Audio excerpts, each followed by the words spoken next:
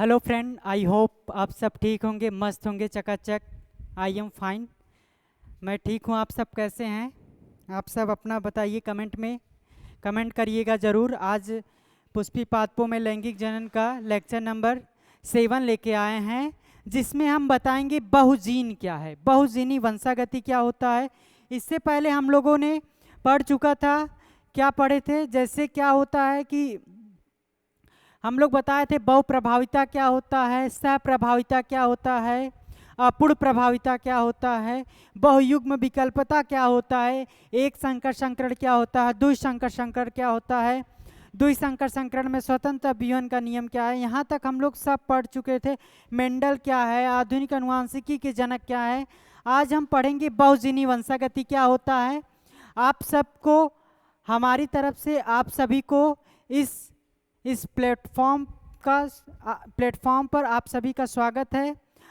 आपको हर एक कंटेंट दिया जाता है जो एक पेड बेस में मिलता है। यहाँ पे हर एक कंटेंट दिया जाएगा। आइए हम देखते हैं पहले बहुजीनी वंशागति क्या होता है। कुछ कारणों के वजह से कुछ दिन क्लास नहीं थी, तो इसके लिए हम क्षमा प्रार्थी हैं। देखिए बहुजीनी वंशागति क्या होता है। आज हम यहाँ से कंटिन्यू करते हैं। बहुजीनी वंशागति, बहुजीनी वंशागति क्या है आप लोग बताइए। बहुजीनी वंशागति का मतलब होता है इस प्रकार की वंशागति में, इस प्रकार की वंशागति में, इस प्रकार की वंशागति में एक या अधिक जीन, एक या अधिक जीन के जोड़े मिलकर एक या अधिक जीन के जोड़े मिलकर एक लक्षणों का नियंत्रण करते हैं। एक लक्षणों का नियंत्रण करते हैं। एक लक्षणों का नियंत्रण करते हैं। बहुजीनी वंशागति कहलाता है। क्या कहलाता है? बहुजीनी वंशागति कहलाता है। वंशागति कहलाता है। यहां तक समझ में आया आप लोगों को? क्या है? एक या एक से अधिक, एक या अधिक जीन के जोड़े जब मिलेंगे तो एक लक्षण की वंशागति का अध्ययन करेंगे या एक लक्षणों की वंशागति को नियंत्रित करेंगे। उसी को क्या कहते हैं? बहुजीन। मतलब देख लीजिए, बहु मतलब बहुत सारे जीन एक ही लक्षण का नियंत्रण करेंगे, उसे ही क्या कहते हैं? बहुजीनी वंशागति। बहुजीनी वंशागति में देखिए, इससे बहुजीनी वंशागति में फिनोटाइप की तीव्रता, फिनोटाइप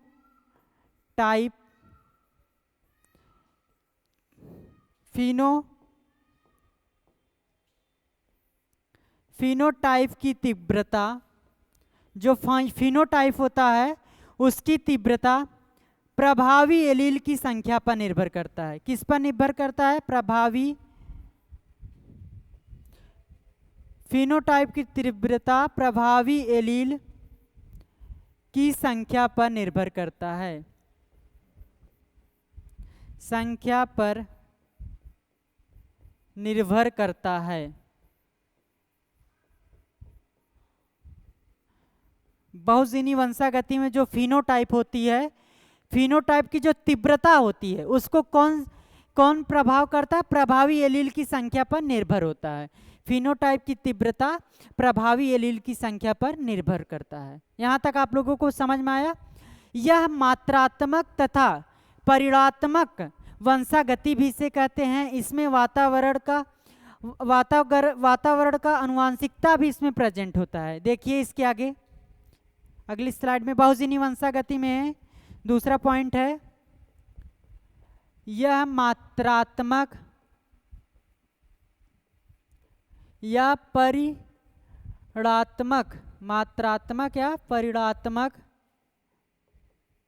वंशागति होते हैं। ये क्या होता है, मात्रात्मक और परिणात्मक क्या होते हैं, वंशागति होते हैं। फिर उसके बाद देखिए दूसरा पॉइंट क्या होता है, तीसरा पॉइंट, इसमें वातावरण की वंशागति को प्रयुक्त करते हैं,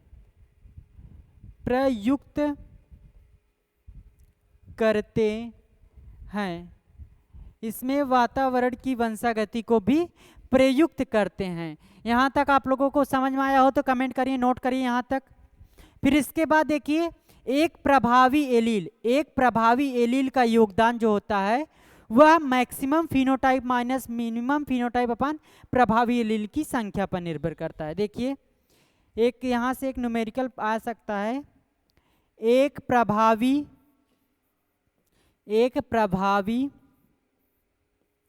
एलील की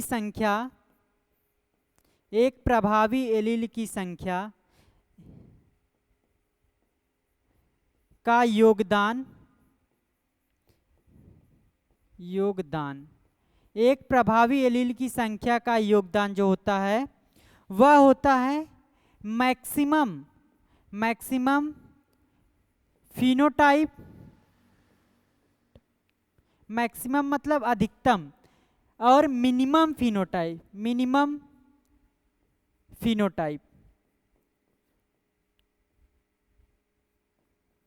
maximum phenotype minus minimum phenotype अपान प्रभावी एलील की संख्या। प्रभावी एलील की संख्या, मैक्सिमम फिनोटाइप या मिनिमम फिनोटाइप अपान प्रभावी एलील की संख्या। यहाँ तक आप लोगों को समझ में आया? या ये पूछ सकता है एक प्रभावी एलील की संख्या का जो योगदान होता है किसके बराबर होता है, maximum phenotype minus minimum phenotype अपान प्रभावी एलील की संख्या। यहाँ तक आप लोगों को समझ में आया? अब इसमें एक नोट पॉइंट होता है, जो बहुजीनी वंशागति में फिनोटाइप की संभावित संख्या जो होता है 2n+1 होता है। n जो होता है प्रभावी एलील की संख्या होता है। इसी में देखिए, यहाँ देखिए, इसमें कंटिन्यू करते हैं आगे हम। यहाँ तक आप लोगों के वाला समझ में आ गया ना? ये आप लोगों को याद करना है। एक प्रभावी एलील की संख्या का योगदान जो होता है maximum phenotype minus minimum phenotype अपान प्रभावी एलील की संख्या। यहाँ तक समझ में आया? फिर उसके आगे देखिए नोट पॉइंट में क्या है, नोट पॉइंट में ए है, नोट में क्या है, बहुजीनी वंशागति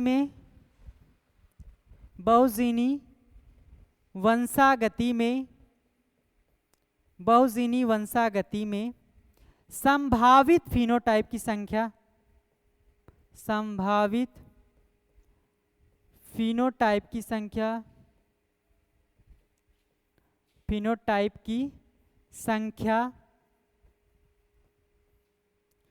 संभावित फिनोटाइप की संख्या 2n+1 के बराबर होता है। 2n+1 के बराबर होता है, जहां n जो होता है, n प्रभावी एलील की संख्या है। n प्रभावी एलील की संख्या, प्रभावी एलील नहीं, एलील की संख्या है। जो n होता है क्या है, n एलील की संख्या है, एलील की संख्या को दर्शाता है। यहाँ तक आप लोगों को समझ में आया? आ गया होगा तो कमेंट कीजिएगा, लाइक कीजिएगा, सब्सक्राइब कीजिएगा, वीडियो को ज़्यादा से ज़्यादा शेयर कीजिए। हर अपने दोस्तों के साथ इस वीडियो को आप शेयर कीजिए, क्योंकि उन लोग भी आपके ही मित्र हैं। आपको उन लोगों के पास वीडियो को शेयर कीजिए ज़रूर। एक लोग कम से कम भाई वीडियो को कमेंट जरूर कीजिएगा। हमारा पढ़ाने का तरीका कैसे है आप लोग ज़रूर बताइएगा कमेंट करके। इसके बाद देखिए हो गया यहाँ तक ना, जो संभावित फिनोटाइप की संख्या होता है बहुजीनी वंशागति में किसके बराबर होता है, 2n+1। n क्या है, n यहाँ पे क्या है, एलील की संख्या है। अब इसके आगे हम देखते हैं इसमें उदाहरण क्या क्या आता है बहुजीनी वंशागति में। बहुजीनी वंशागति का उदाहरण है मनुष्य में या मानव में त्वचा का रंग मानव में त्वचा त्वचा का रंग त्वचा का रंग का निर्धारण कौन सा जीन करता है? त्वचा का रंग का निर्धारण 3 जीन। त्वचा के रंग का निर्धारण किसका उदाहरण है? बहुजीनी वंशागति। यह मानव में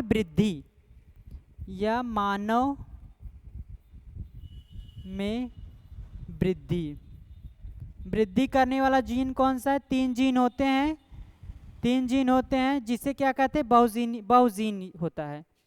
यहाँ तक आप लोगों को समझ में आया होगा तो कमेंट कीजिएगा जरूर। आगे हम इसके आगे पढ़ाते हैं वंशागति का गुणसूत्री सिद्धांत क्या होता है, और एक होता है वंशागति का प्रयोगात्मक गुणसूत्री सिद्धांत। दोनों में अंतर है, आप एकदम ध्यान से देखिएगा। अगली हेडिंग क्या है? यहाँ नोट हो गया हो तो कमेंट कीजिएगा। नोट हो गया? आगे देखिए, जो है इसमें है अगला हेडिंग जो है वंशागति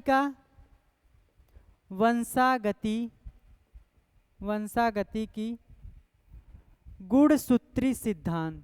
वंशागति की गुणसूत्री सिद्धांत। वंशागति की गुणसूत्री सिद्धांत। यहाँ तक आप लोगों को समझ में आया? वंशागति का गुणसूत्री सिद्धांत किसने दिया था? सर्टन एवं बावेरी नामक एक वैज्ञानिक थे जिन्होंने वंशागति के गुणसूत्री सिद्धांत को दिए थे। उन्होंने यह बताया था कि जो गुणसूत्र होते हैं वह जीन की ही भांति व्यवहार करते हैं। अब जीन क्या होते हैं? जीन जो होते हैं वह जोड़े में होते हैं। युग्मक जनन के दौरान इस प्रकार विसंयोजित या अलग होते हैं कि एक जोड़े में से एक ही युग्मक प्राप्त हो। यहाँ होगा फिर अलग अलग वंशागति अलग अलग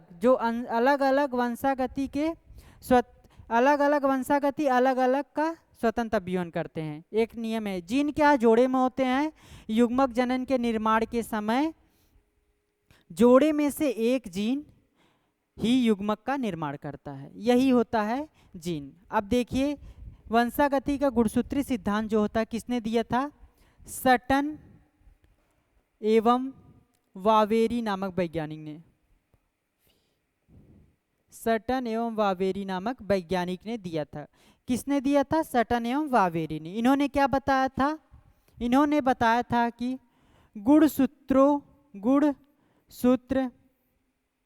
गुणसूत्र भी जीन की भांति व्यवहार करते हैं। गुणसूत्र जो होते हैं, गुणसूत्र भी जीन की भांति व्यवहार करते हैं।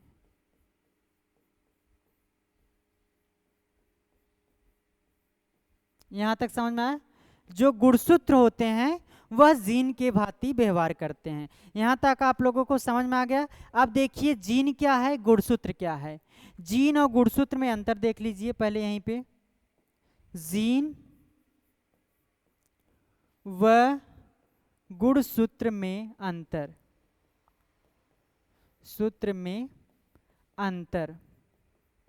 जीन क्या होता है और गुणसूत्र क्या होता है, ये हेडिंग देखिए।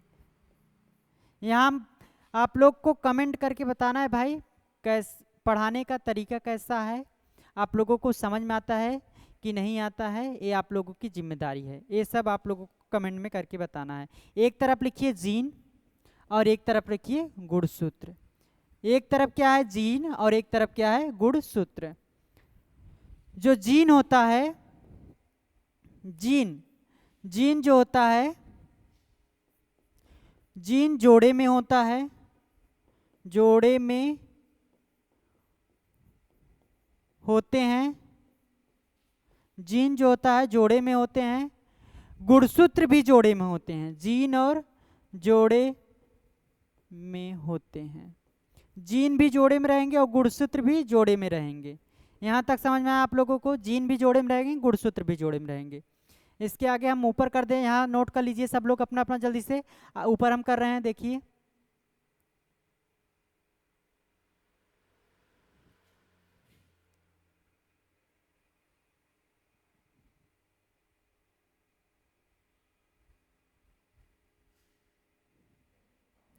जीन क्या होता है, जोड़े में होते हैं, गुणसूत्र भी जोड़े में। दूसरा पॉइंट क्या होता है, युग्मक जनन के दौरान, युग्मक जनन के दौरान, जनन के दौरान इस प्रकार विसंयोजित होते हैं। विसंयोजित का मतलब पहले भी हम बता चुके हैं। विसंयोजित, युग्मक जनन के दौरान इस प्रकार विसंयोजित होते हैं कि जोड़े में से एक युग्मक, कि जोड़े में से एक ही युग्मक निर्माण हो, एक ही युग्मक के पास हो जिससे युग्मक का निर्माण हो। इस युग्मक जनन के दौरान इस प्रकार विसंयोजित होते हैं, जोड़े में से एक युग्मक ही, जोड़े में से एक युग्मक ही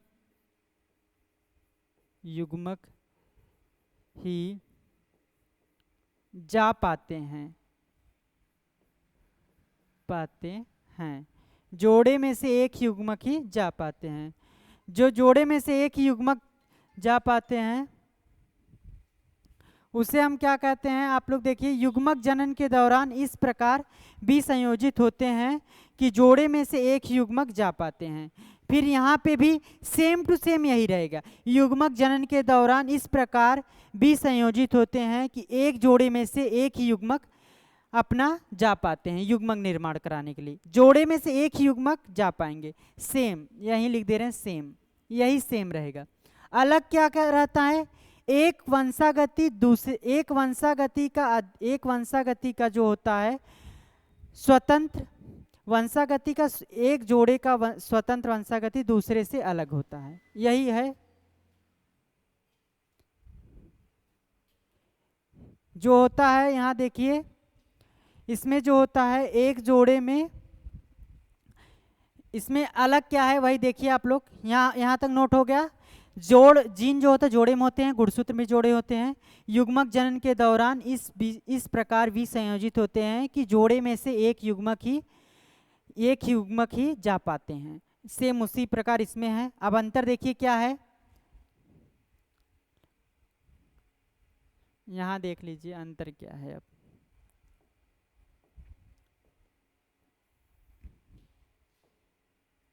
अंतर जो होता है देखिए, अलग अलग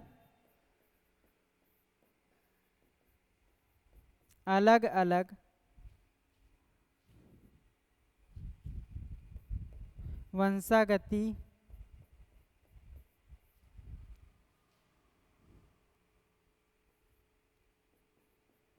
स्वतंत्र होते हैं। अलग अलग वंशागति स्वतंत्र होते हैं। एक जोड़े का स्वतंत्र वंशागति दूसरे से अलग होता है। इसमें अलग अलग होता है, एक जोड़े का स्वतंत्र वंशागति दूसरे से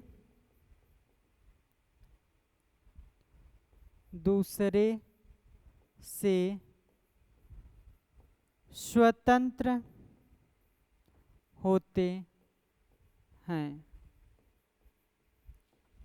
जो होता है जीन क्या होता है, अलग अलग वंशागति, स्वतंत्र वंशागति अलग अलग जोड़े में उपस्थित होता है। इसमें एक जोड़े का स्वतंत्र वंशागति दूसरे से स्वतंत्र होता है।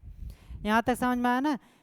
फिर से हम बता दे रहे हैं जीन क्या, जीन और गुणसूत्र में अंतर क्या होता है। जीन भी जोड़े में होता है और गुणसूत्र भी जोड़े में होता है।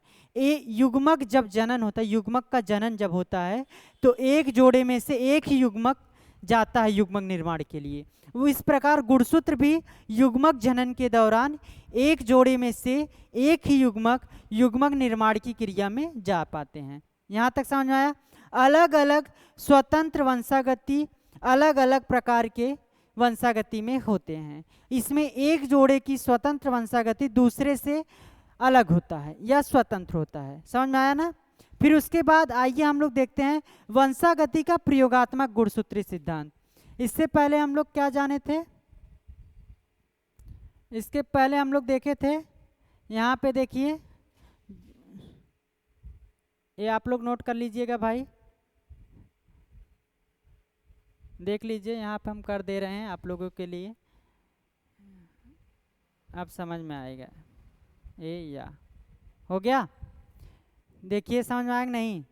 जो वंशागति होता है, सटन बाबे ने गुणसूत्री जीन भी भांति के गुणसूत्र भी जीन की भांति व्यवहार करते हैं, इसी के बारे में इन्होंने बताया।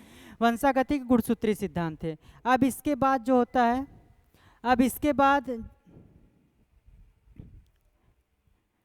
इसके बाद जो होता है वंशागति का प्रयोगात्मक गुणसूत्री सिद्धांत। इसके बाद जो होता है वंशागति के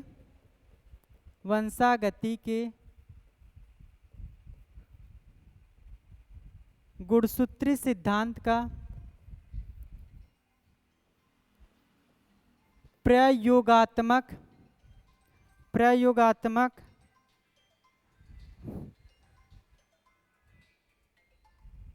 इस वंशागति के गुणसूत्री सिद्धांत का प्रयोगात्मक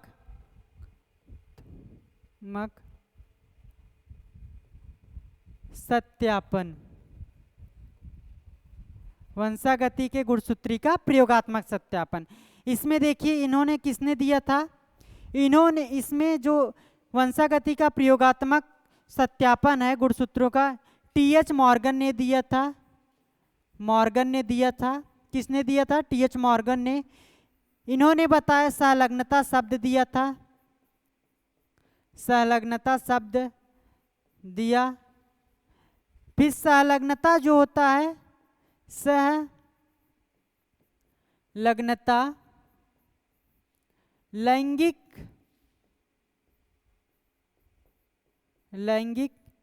की खोज, सहलग्नता लैंगिक की खोज इन्होंने ही की थी। वंशागति के प्रयोगात्मक सिद्धांत के द्वारा टी.एच. मॉर्गन ने दिया था, सहलग्नता शब्द दिया था, सहलग्नता की लैंगिक जनन की खोज की थी। फिर उसके बाद आगे देखिए जो होता है वंशागति का प्रयोगात्मक गुणसूत्री सिद्धांत में जो होता है, अगली पॉइंट रहेगी इसमें किस पर अध्ययन किया था? इन्होंने ड्रोसोफिला पर अध्ययन किया था। ड्रोसोफिला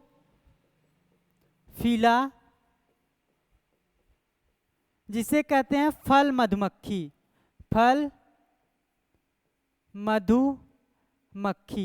ड्रोसोफिला या फल मधुमक्खी पर इन्होंने अपना अध्ययन किया था। वंशागति का गुणसूत्री सिद्धांत किस पर आधारित है? ड्रोसोफिला या फल मधुमक्खी पर इन्होंने अध्ययन किया था। इन्होंने फल मधुमक्खी का ही चुनाव क्यों किया? आप ये भी पूछ सकते हैं ना सर, फल मधुमक्खी का ही चुनाव क्यों किया, और सारी मक्खियां हैं उस पर इन्होंने क्यों नहीं खोज की? इन्होंने इसलिए इस पर खोज की थी क्योंकि जो ड्रोसोफिला होता है उसका जीवन काल छोटा होता है और छोटे आकार का होता है और एक से अधिक विप्रयासी लक्षण भी दर्शाते हैं। आप लोग पूछ सकते हैं ना सर, ड्रोसोफिला का ही क्यों इन्होंने अध्ययन किया और क्यों और कोई मधुमक्खी पर क्यों नहीं किया?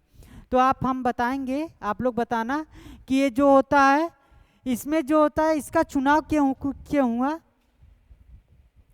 चुनाव क्यों हुआ? क्योंकि चुनाव जो होता है छोटा आकार होता है और छोटा आकार पहला, दूसरा होता है छोटा जीवन काल है, छोटा आकार छोटा जीवन काल, तीसरा जो होता है एक से अधिक विप्रयासी लक्षण दिखाते हैं, एक से अधिक विपर्यासी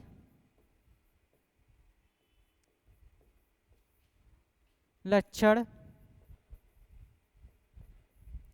दिखाते हैं, एक से अधिक विपर्यासी लक्षण दिखाते हैं। यहां तक समझ में आए? जिससे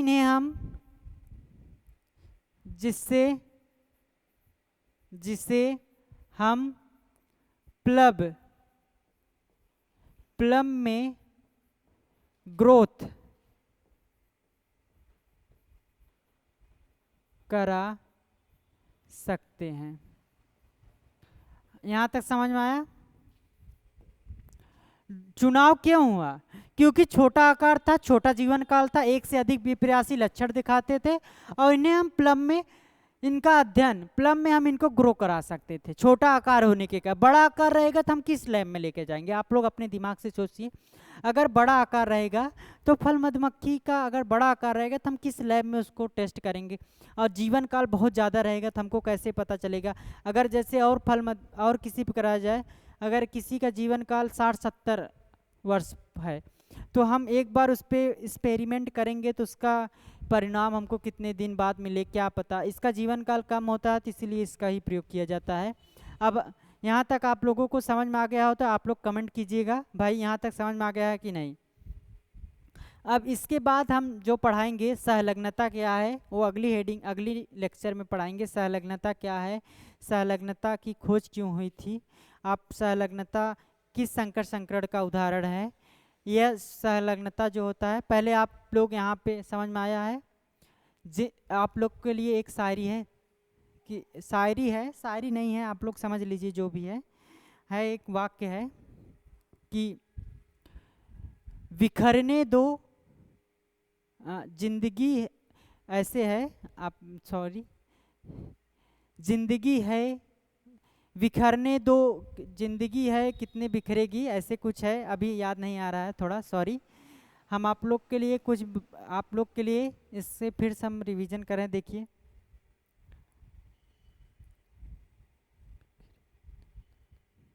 अब यहाँ से देख लीजिए, हम एक बार पूरा वन शॉट में लेके आए हैं बहुजिनी वंशागति क्या है और गुणसूत्री सिद्धांत, वंशागति का गुणसूत्री सिद्धांत, वंशागति का प्रयोगात्मक सिद्धांत वन शॉट में लेके आए हैं। आप लोग का इसमें स्वागत है। वन शॉट में 2-3 मिनट में हो जाएगा। बहुजीनी क्या होता है? बहु मतलब बहुत सारे जीन के जोड़े मिलकर एक प्रकार की वंशागति का अध्ययन करते हैं जिसे हम कहते हैं बहुजीनी वंशागति। बहुजीनी वंशागति में फिनोटाइप की तीव्रता प्रभावी एलील की संख्या पर निर्भर करते हैं। यहाँ पे देख लीजिए यही सब लिखा है, नोट करिए जल्दी से। नोट हो गया तो बताइए। यहाँ पे हो गया, वन शॉट में लेके आए हैं 2 पॉइंट, बस हो गया। फिर इसमें देखिए जो बहुजीनी होता है वह मात्रात्मक और परिणात्मक वंशागति भी होते हैं और यह वातावरण में भी प्रयुक्त होते हैं। एक प्रभावी एलील का योगदान जो होता है वह maximum phenotype minus minimum phenotype पान प्रभावी एलील की संख्या पर निर्भर करता है। फिर उसके बाद बहुजीनी वंशागति में संभावित फिनोटाइप की संख्या 2n+1 से निर्धारित कर सकते हैं। n जो होता है एलील की संख्या होता है। इसका उदाहरण क्या है? मानव में त्वचा का रंग को नियंत्रित करने वाला जीन और मनुष्य में वृद्धि को नियंत्रित करने वाला जीन, जो तीन जीन होते हैं। वंशागति का गुणसूत्री सिद्धांत क्या होता है? सटन और वावेरी ने दिया था। इन्होंने बताया कि जो गुणसूत्र होते हैं वह जीन के भांति व्यवहार करते हैं। और गुणसूत्र और जीन में अंतर देख लीजिए। जीन जो होते हैं जोड़े में होते हैं, गुणसूत्र भी जो होते हैं जोड़े में होते हैं। युग्मक जनन के दौरान इस प्रकार विसंयोजित या अलग होते हैं कि जोड़े में से एक ही युग्मक निर्माण कर पाते हैं। इसी प्रकार यही सेम टू सेम गुणसूत्र पे अलग क्या है? अलग अलग स्वतंत्र वंशागति अलग अलग वंशागति दर्शाते हैं। इसमें एक जोड़े का स्वतंत्र वंशागति दूसरे से स्वतंत्र होता है। यहाँ तक हो गया वंशागति गुणसूत्री सिद्धांत। तीसरा पॉइंट क्या है? वंशागति का गुणसूत्री सिद्धांत, वंशागति के गुणसूत्री सिद्धांत का प्रयोगात्मक सत्यापन किसने दिया था? टी.एच. मॉर्गन ने। क्या बताया था? सहलग्नता शब्द, सहलग्नता शब्द बताया था। सहलग्नता लैंगिक की खोज की थी और इसने किस पर खोज की थी? सहलग्नता जो गुणसूत्री प्रयोगात्मक गुणसूत्री सिद्धांत है किस पर अपना अध्ययन किए थे? ड्रोसोफिला फल मधुमक्खी पर किए थे। ड्रोसोफिला का ही चुनाव क्यों किए? आप लोग पूछ सकते हैं। क्योंकि इसका जीवन काल छोटा होता है, छोटा आकार होता है, एक से अधिक बेप्रयासी लक्षण दिखाते हैं जिसे हम प्लम में आसानी से ग्रोथ करा सकते हैं। यहाँ तक आप लोगों को समझ में आया हो तो लाइक कमेंट जरूर कीजिएगा। इसके अगले लेक्चर में 8वें लेक्चर में सहलग्नता पढ़ाएंगे, सहलग्नता क्या होता है, फिर आपको हम बताएंगे लिंग निर्धारण क्या होता है। आइए हम आज का लेक्चर यहीं समाप्त करते हैं। आप लोगों को समझ में आया होगा कि बिखरने दो कितना बिखरेगी, जिंदगी ही है एक दिन जरूर निखरेगी। कि बिखरने ही दो कितना बिखरेगी, बिखरने ही दो, कितना बिखरने दी, कितना बिखरेगी, जिंदगी है ही है तो जरूर निखरेगी। आप लोगों को एक बार हम सही से बता दे रहे हैं देख के।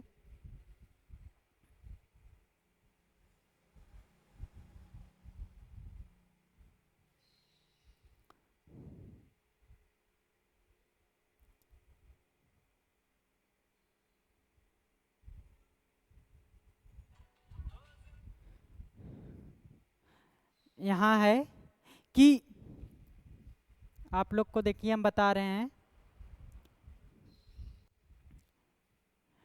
बिखरने दो, बिखरने दो कहाँ तक बिखरेगी, कि बिखरने दो कहाँ तक बिखरेगी, जिंदगी है, जिंदगी ही तो है कभी ना कभी निखरेगी ही, कि जिंदगी ही है कभी ना कभी निखरेगी, कि बिखरने दो कहाँ तक बिखरेगी, जिंदगी ही है तो कभी ना कभी निखरेगी। आप सभी को इसी के साथ आपका लेक्चर आज का एंड करते हैं। I I will take your, thank you for all the most, आप लोगों के लिए thank you thank you thank you.